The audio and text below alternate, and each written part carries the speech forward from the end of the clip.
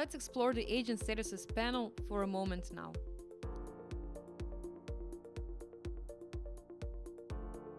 There are two types of agent statuses, default and custom. And default can be divided into 4 groups: available, busy, away, and unavailable.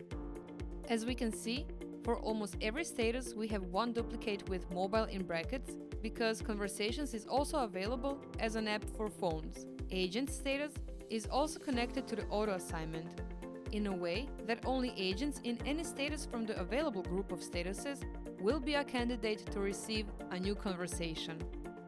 This is why, when logging in for the working day, the first thing agents need to do is to set their status to available. But we will get to that once we enter the agent view.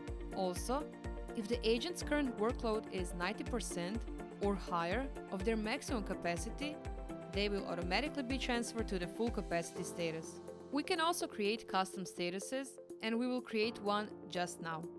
Let's click on Add Agent Status, choose a status type, Away, and configure the name, in this case, Tea Break. Last thing, add the description. Agents are on 15-minute tea break, and click on Add Agent Status. It is important to know that custom statuses can be only in busy and away categories. And now we click on the Enable button to enable this status for our agents. And this is it for the agent statuses. Let's continue our learning and move on to the waiting strategies.